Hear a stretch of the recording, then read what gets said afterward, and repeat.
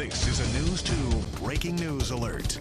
A witness to this helicopter crash that killed 2 Tennessee National Guardsmen calls them heroes.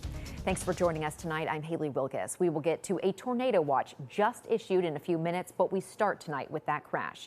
Tennessee's National Guard confirmed tonight that 2 guardsmen were on a training mission today when they crashed in Madison County, Alabama.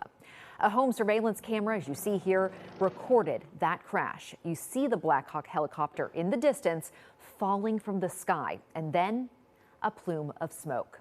News 2's Megan Kernan is standing by with an aviation expert to walk us through possible clues that this video might give to investigators. But first, News 2's Adam Mincer is live in Alabama tonight after speaking with a witness who says those guardsmen saved lives on the ground. Adam. Haley, as you can see, crews behind me continuing to work through the night. It's a little difficult, but you can see some lights in the distance of the crash site.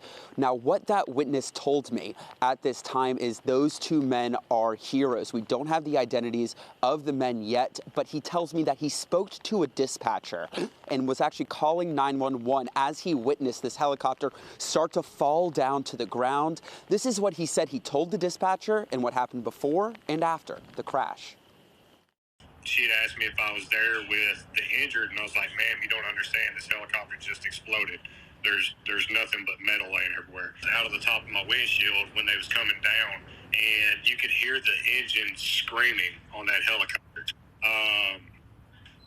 But it's almost like the propellers or the blades on the helicopter wasn't spinning as fast as you would think they would, which smell within a matter of seconds was almost breathtaking.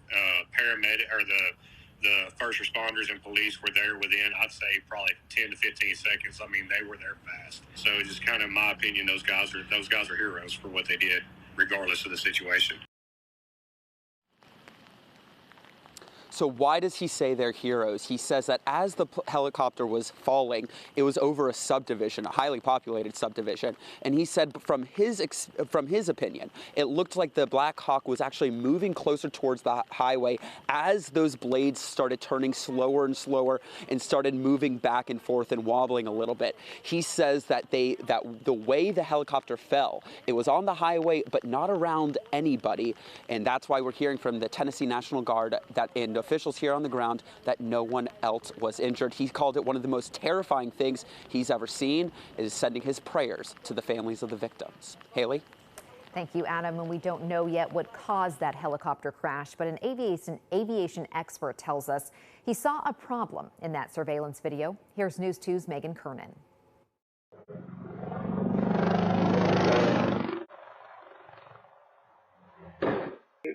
Shouldn't be coming straight down like that. After watching doorbell video of the Black Hawk helicopter crashing to the ground, aviation safety expert Larry Williams believes he has an idea what caused it to crash. When I first saw it, it looked like some sort of failure, and then all of a sudden it started going straight down. It had one little rotation, and then it went almost 90 degrees straight down, which means there's no lift being created by the main rotor.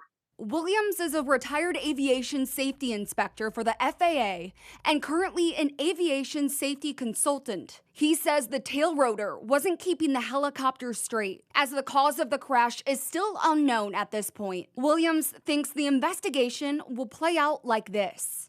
Helicopters probably don't have a flight data recorder or a cockpit voice recorder. So what they'll do is basically try to investigate the accident and try to see what, if any, failures of any components, and I would basically look at the main rotor first and, of course, the tail rotor. And the National Guard tells us federal and state authorities are investigating the crash. Getting a final ruling on a cause could take a year or more. Haley. Thank you, Megan. And Tennessee's governor said tonight he is deeply saddened by the tragic loss of 2 Tennessee National Guard members. He wrote on Twitter, "Please join us in lifting their families up in prayer and support during this time of unspeakable grief." We'll let you know if any updates come in during this newscast. We will also be working with our newsroom in Alabama to cover this story throughout the night and into tomorrow. We will push out instant updates on the News 2 app, over on WKRN.com, and then more tomorrow on Good Morning Nashville, starting at 4 a.m.